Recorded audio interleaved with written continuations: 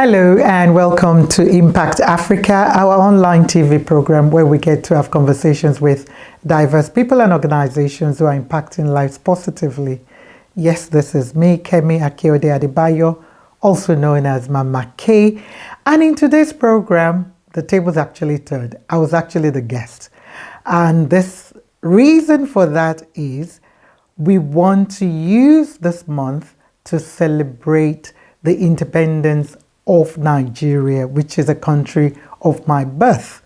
And yes, Nigeria was, got our independence from Great Britain in 1960.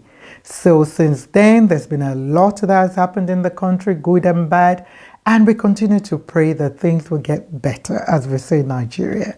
So yes, we thought to feature a conversation that I had. I was invited by Lester Kiewit to the studio of KFM.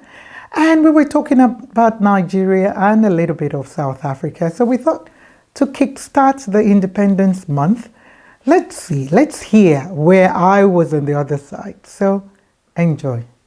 Mama K, thanks so much for joining us. Yeah, you dressed in, I don't know what culture you represent in Nigeria, but you dress absolutely regally. But at the same time, knowing a little bit about you, you're also true and blue Cape Townian as well, aren't you? Thank you very much, my dear brother Lester. I can call you my brother, right? Mama, everybody I made is my brother and sister, it's trust absolutely me. Fine. Yes, I am a Nigerian, an African, a South African, a British, an American, and depending on wherever, I call myself a world citizen due to various reasons. I was born in Lagos, Nigeria. However, I've lived all over the world. So yes, I'm here in South Africa. And, like what people say, if you've stayed in Cape Town for 7 years, you can call yourself a Cape Townian. So I qualify as a Cape Townian. So about the dressing, yes, I'm all mixed up. I love dressing up. I'm Zulu, now today, and this is West African, this afternoon. And this is my Kosa bracelet. So I use, my dress up as well to start conversations. So, and I've always done that since my life in the UK. I still live in the UK, by the way, and I live in Nigeria and I live here as well.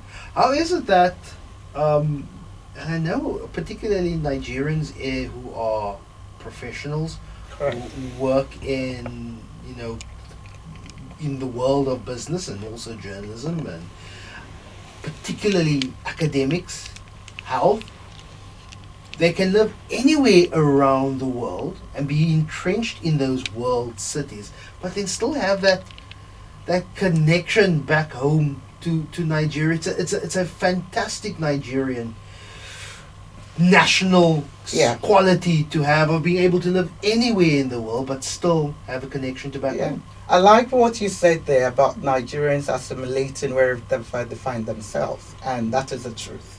We have Nigerians living in Greenland, in the coldest part of the world. You'll find Nigerians.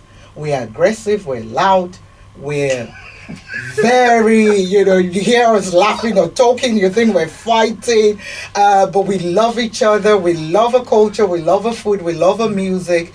There's so much about us, that, yes, sometimes could be intimidating.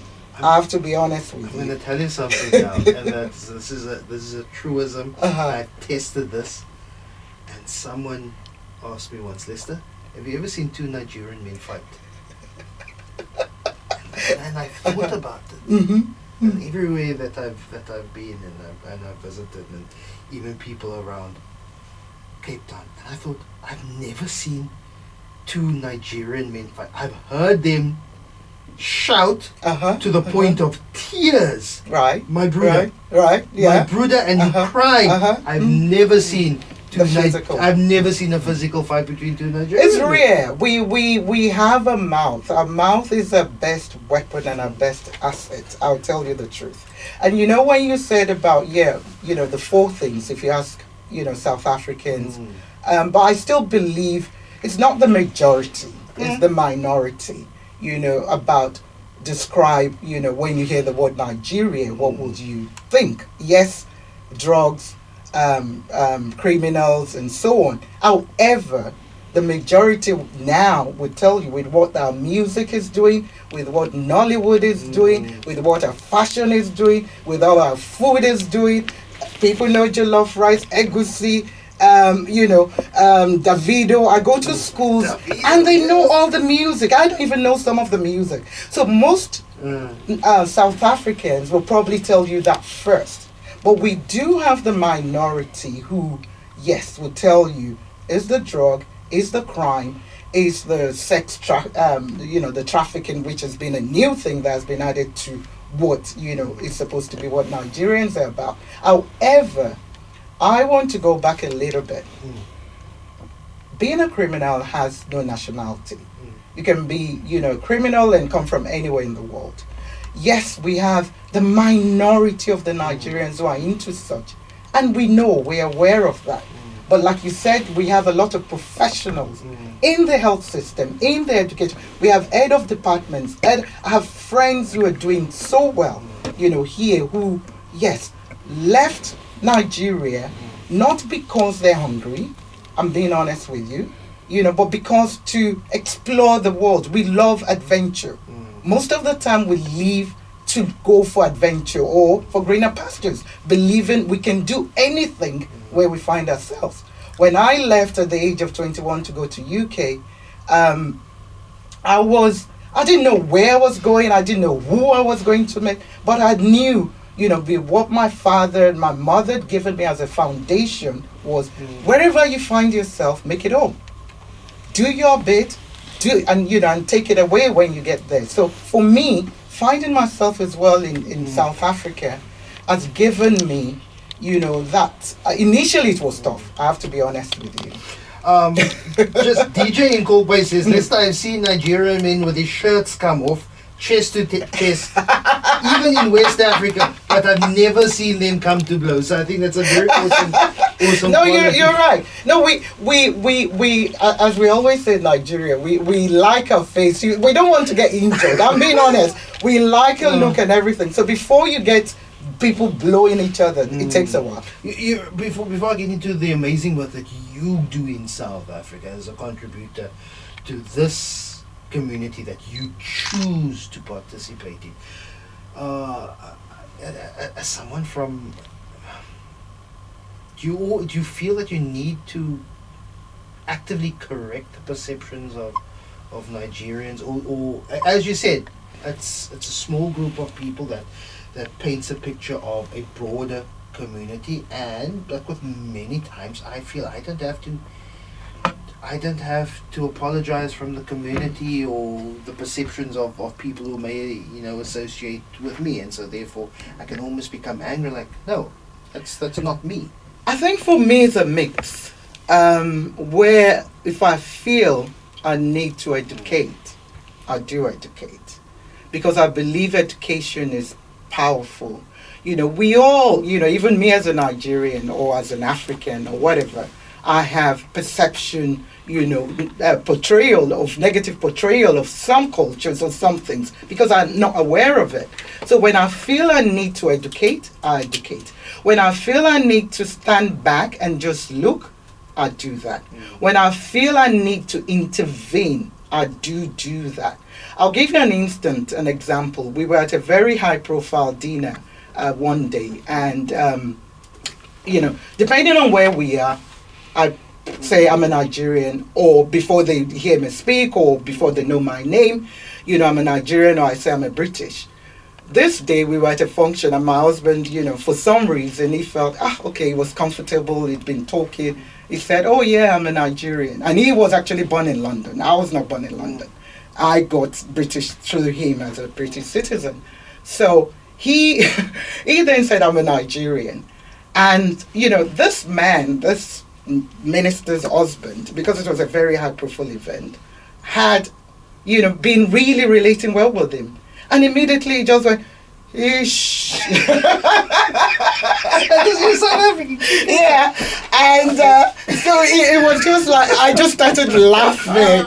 I'm like, no. Okay, then what's the perceptions of South Africans? I'm gonna name with you. It's the sense of exceptionalism, that we're entitled, we're loud, we say South Africa like we are from South Africa. Better stop, because we're the children of Mandela. Yeah. We're very special. And I have travelled in Africa, where as soon as I said I was from South Africa, people roll their eyes and like, oh no. So what's the perception of South Africans? Huh? You mean in terms of... In terms of some of the negatives that we've been talking about. Right, okay, add to some of the interestingly, some of my Nigerian who are not here and who wouldn't want to come here, friends and family, because of what they've heard as well, they sometimes say, oh yeah, they kill people there. They're lazy, they're this. But like you said, it's all the negative portrayal. But for me, I don't see that.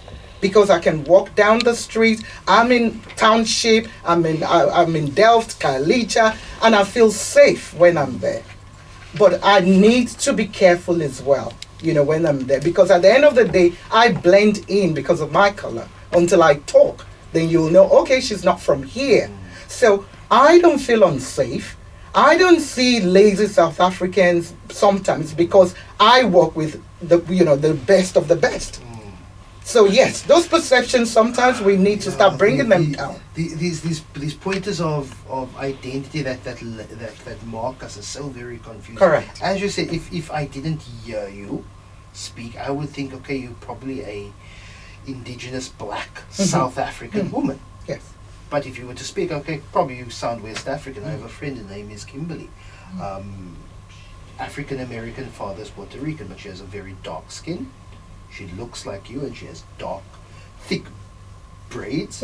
So when she traveled to Cape Town, she didn't speak black and white. In the service industry, in shops, would largely ignore. But as soon as she opened her mouth and she was American, all of a sudden, change. Yeah. Ma'am. So it's very interesting of how, if we weren't to talk, we are all South African, but as soon as we identify ourselves, by the way we sound, then all of a sudden people's attitude changes. Perception changes. And then and that's why now with Mama K, initially when I say my full name or say my name, they don't even know me, but they already have, because of the perception of what they have. If we're going to say, Mrs Kemi Akiyode-Adebayo wants to meet with you, there's a pullback from maybe South Africans, but if you say, oh, it's Mama K, she'd like to have a meeting with you, far more receptive. They don't even know where I'm from. Oh, Mama K, okay, what does that mean? So it's far more receptive now. But I'm not shying away from it, but I want to use that as a way to help even start a conversation. I've had people as well where they're talking about, the drug people in Delft, or, Nigerians, and they even forget I'm Nigerian. And I'm like, oh, I think, I'm Nigerian. They say, yeah, you are different. And I'm saying, okay, yes, I'm different. However, we need to mind our language as well. We need to really, really mind our language. Let's talk about some of your work that you've done. You've worked, as I said, everything from community upliftment to early childhood development. You promote business and concerts. Is it, besides what you're doing, is it natural for Nigerians to be so busy, to be involved with everything? How do you connect ECD and early childhood development and creches in Delft with concerts and business and providing spaces for people to open small businesses? And look, we're also going to be talking about substance dependence and addiction at the same time. Is it just you? No, it's a common trait within the Nigerian culture, especially people from the west of Nigeria, which I'm from, and the east of Nigeria as well. We're known to, get involved in many things. My mom and dad, they were both teachers. However, they were into business. My dad then became a lawyer, but they ran businesses, transport, egg business, fish business. So it is a common thing in Nigeria where we believe, wow, okay, we hustle. That's the word. You just have to hustle. So does that create the sometimes the negative perception of, or the idea of what they're doing is hustling, and maybe a little bit on the not legit side, because we can't tie them down. Well, one day he's selling us fiction, next he got a deal on shoes. Sadly, it creates that. But the thing with Nigerians, most Nigerians is we feel, okay, you're selling shoes today and it's not working. We just say, okay, well, that is not working. Let's start something else. We we embrace change. We're always looking for, yes, this is something we want to do. We need to try this. We need to try that. I'll give you another example as well in the UK. I used to work with the police in Scotland, with the Grampian police. And one of the things, basically what we've said here, with Osling, they felt, they're shady. There must be something. And I said, no, that's not what it is. So what we started doing was what we call the cultural diversity awareness, just to let them know that, oh, okay, this is what a culture, this is what we're about. Even things about eye contact, Lester. In our culture, you can't look an elderly person in the eye. Most of the culture in Nigeria, the southern bit. So in the UK, people used to think, the police will stop you, and because they're not looking at you in the eye, they think you're shifty, you're shady. And I'm like, no. I had to start educating them. They have something to hide. So that's part of what needs to happen. You learning from my culture, I learning from your culture. There's a message here that says, when I think of Nigerian, the three things or the four words, Nigerian equals great health economics lecturers. I agree. Very positive outlook. I agree, and even more. That's true. I'll be interested to know more of what people think as well. I had a lecturer, my head of department, and it doesn't end well. I'm sorry. He was such a great man here in South Africa. Who was Nigerian, and his wife wasn't a journalist. He was, and he built a department in the journalism department here in Cape Town, which was great. And I am what I am because they moved to the US, worked there, and got into trouble with London. It's not a very good perception of a story, but in terms of the interaction and the impact, in terms of particularly that academic side, really had an impact on me. Your perceptions of Nigerians in South Africa. We speaking to Mama Kemi Akiyode-Adebayo. We were supposed to have a panel, but unfortunately the gentleman that we were supposed to have in studio with us, having an emergency, but this is great. I wish you had a cup of tea, Mama K. I wish you had brought some fufu and some ugusi. Well, so we could you invite me back. I love cooking, and I love using food as well as a way to educate, to promote, and to just get us to have conversations. You know what? There isn't much of a difference. I think broadly with South African and Nigerian, particularly if I look at like fufu and ugusi, it's pop and chakalaka. Slightly different. Chakalaka. Slightly different. Don't let me get into trouble with my Nigerian brothers and sisters. It's actually totally different. The chakalaka is salsa, kind of, like a gravy, that you could have. The egusi is like a mixture of, a melting pot of spinach, meat, fish, the melon seeds, red pepper, green pepper. But the fufu, like you said, is the same. Don't let me tell you whose jollof I prefer. We'll get into that a short while. But 021 446 0567. Drop me a WhatsApp 072 567 1567. Now, Lester, the Nigerians have created this negative image, and it's up to Nigerians who must change this image. Your thoughts on that message, okay? I agree and don't agree at the same time. I agree because yes, we have the minority of the Nigerians that have created a negative image. And I don't agree because we all need to help change, perceptions as well.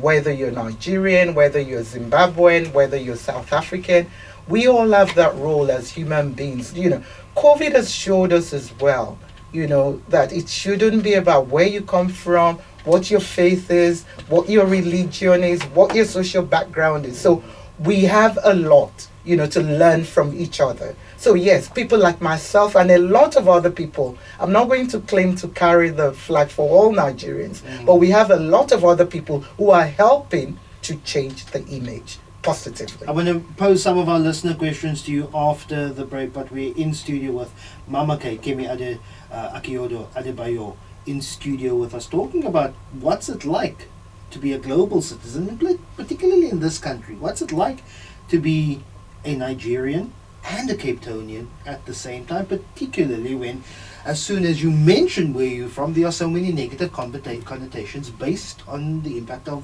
a very, very small minority of people within your group. Your thoughts? 021-446-0567. Are you Nigerian in Cape Town? Let me know, how at home do you feel here? 072-567-1567.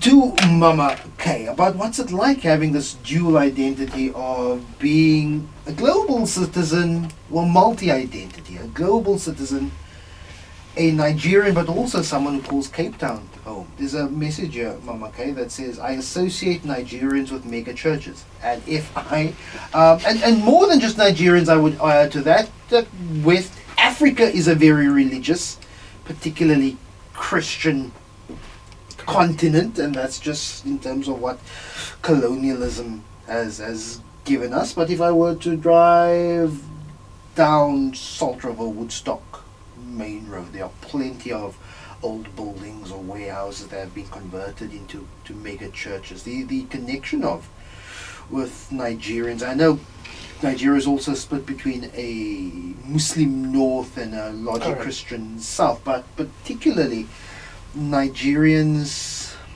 connection to religion. And I want to add to that the concept of what is very popular, particularly in poorer countries, of prosperity gospel, of preaching, this is pastor, prophet, so and so, and if you give generously, God will give generously. What is that connection in Nigerian culture?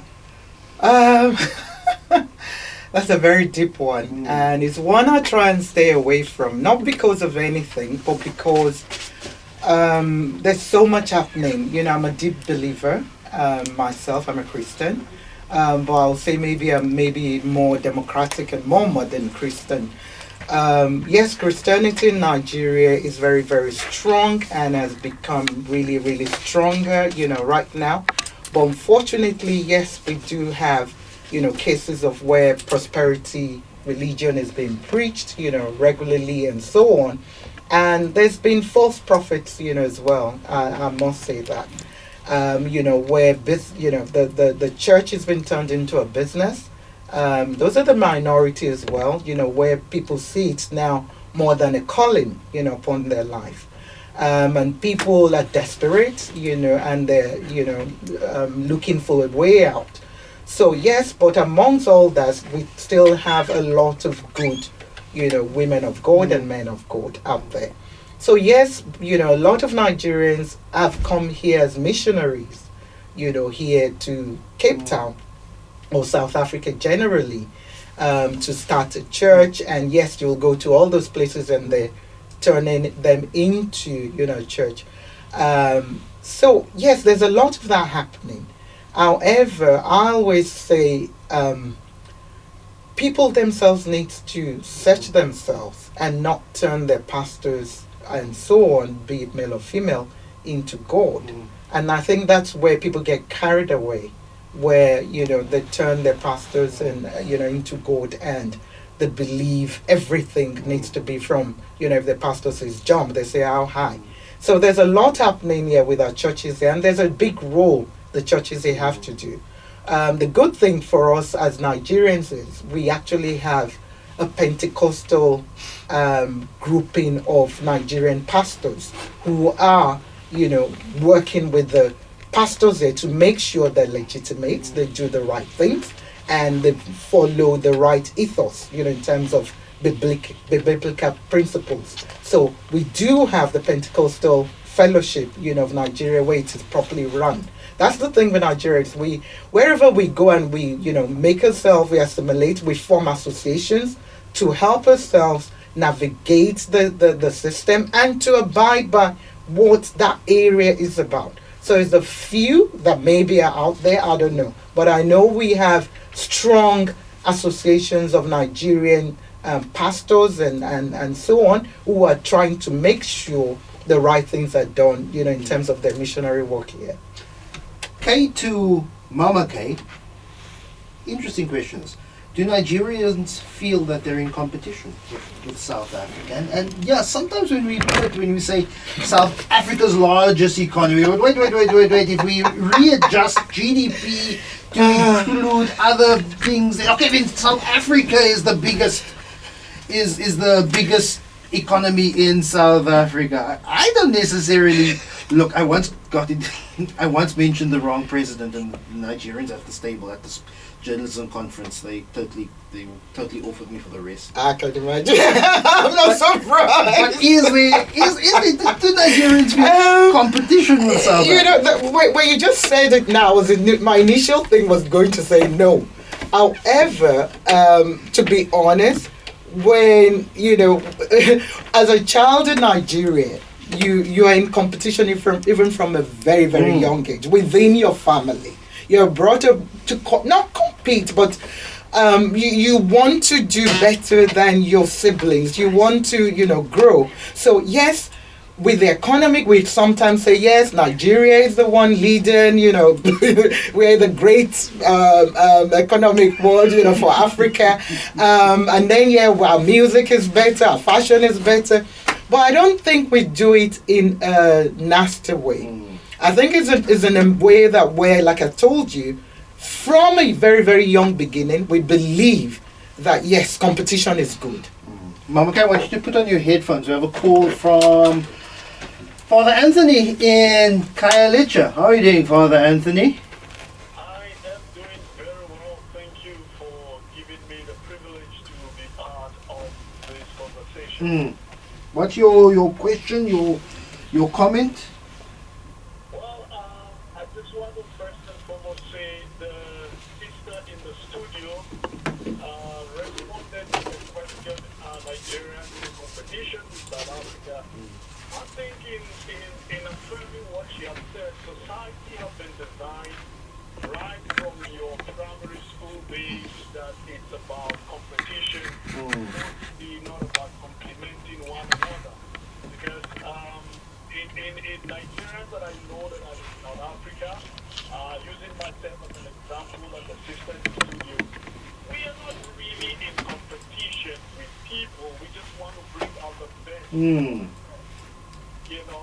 And somehow in trying to bring out the best of yourself, people might think that you are competing, but you just want to make sure that you contribute positively to the society.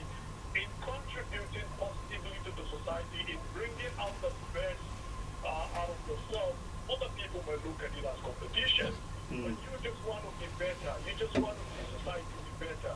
So I agree with the sister when she says the competition is in a positive way. It's not really a negative competition. Father Anthony, I assume you're from Nigeria. I am from Nigeria, yes. And you as a person, you're Anglican priest. My producers tell me you're Anglican priest, and sometimes someone may not see you wearing the uniform of someone who is in a religious environment. Do you sometimes get the negative comments or the negative perceptions around Nigerians living in Cape Town without people knowing you're actually an ordained person within the Anglican Church, if that means or is currency to some people or not? Yes, I do get that. I mean, let me even say to you that I was asked a question a few years ago, when did I realize that I'm a black man? And I said to them it was when I came to South Africa that I knew I was black. In Nigeria, everybody, we just know ourselves as human beings, as brothers and sisters. Yes, we have some other negative stereotyping in Nigeria, But the truth of the matter, from my own experience, people have seen me, and they feel somehow when I say I'm Nigeria or somebody introduced me as a Nigeria without even saying I'm a priest or I'm a student. A lot of times people look at me somehow, but I don't blame them, because sometimes there's so much that we hear from the media narrative and things like that. Yes, I have experience where people look at me, even within the church. Oh. I remember an incident that happened. I was invited to preach in a church somewhere within the Western Cape, and when I was being introduced, the priest said, "This is Father Anthony Shire. He is from Nigeria, but he's a Nigerian with different." Wow. Okay. That kind of introduction. For Yes, experience that, even putting on my vestment in one way or the other. Experience that without a vestment, I've also experienced that. Father Anthony and Kaya Lecha, thank you so much. Going to go to some more questions, but first let's go to a break. 021 446 0567. You can drop me your WhatsApp. 072 567 1567. Your questions.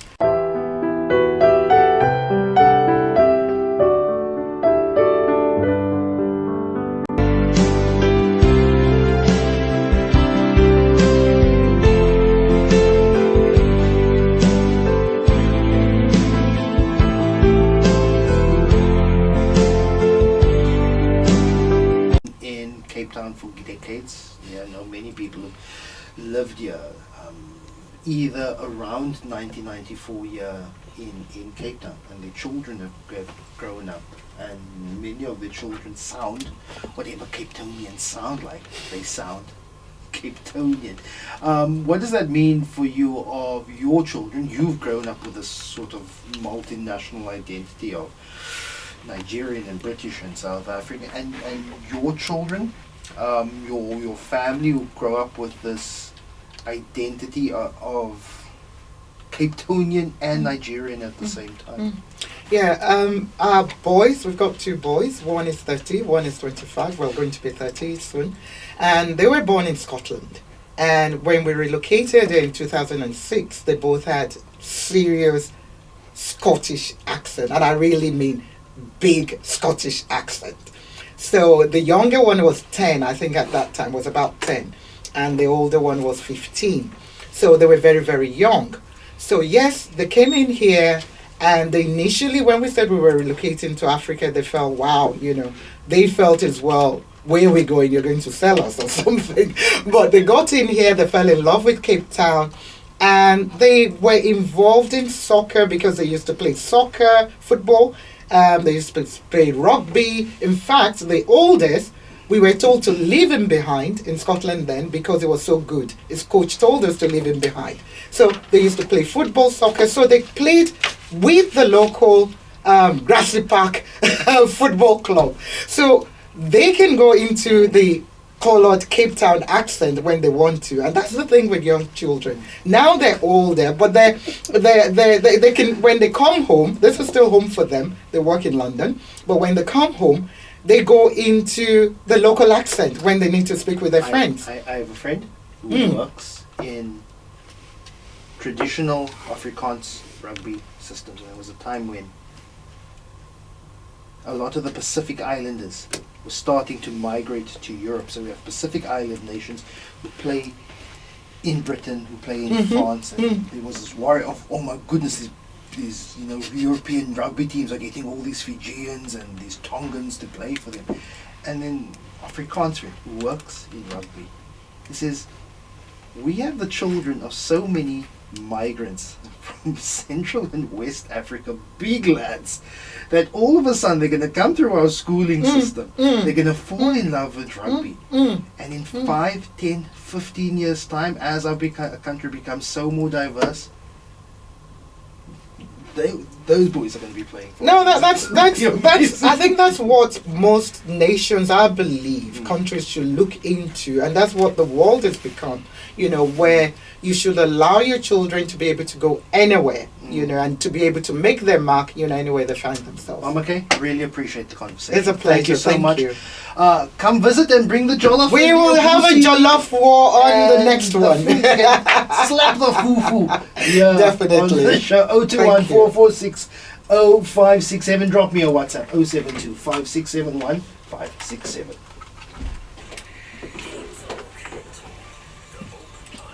Call 021 446. Wow, what an awesome time I had with Lester. It was an humbling experience for me, and I hope, you know, you enjoyed it, and, you know, you got a little bit about, you know, Nigeria. And yeah, we were talking about various things, you know, from, you know, our children speaking the language, or, you know, how they adapt here, our food, egusi, and so on. And wow, that young man, you know, just got me going with the conversation. And yes, you know, in terms of even the safety, why some Nigerians probably don't, you know, want to come to South Africa, but we need, you know, to continue to promote each other, you know. And as well, we spoke a little bit, you know, as well about business, you know, that Nigerians are always busy and being involved in various things and the other, which is a culture, you know, for most of us, in terms of most, you know, Nigerians have an entrepreneurial spirit. So it was fun. I just had fun, and it was good, you know, experience, you know, for me as well. And thank you to KFM and Lester for featuring and raising more positive awareness of Nigeria. So yes, please, people, I'm appealing to you. I know it's not easy, and we have a lot of issues back and forth, but Nigeria is a great place. I'm a proud Nigerian, and I'm a proud African as well. So as we continue to celebrate our independence, some will say, what are we celebrating? You know, there's been a lot of bad things, you know, in the country. We haven't progressed and so on.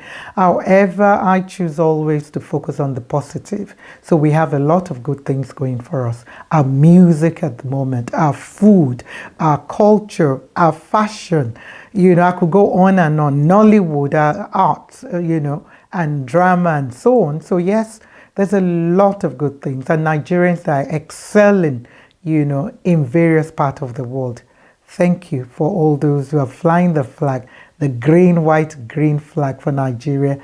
Thank you for doing that. And those who are yet to, or spoiling the name of Nigeria, please, as we did say, make a change your way, I beg. Okay, it's all good. It's been fun. Stay safe, stay blessed, and love you all.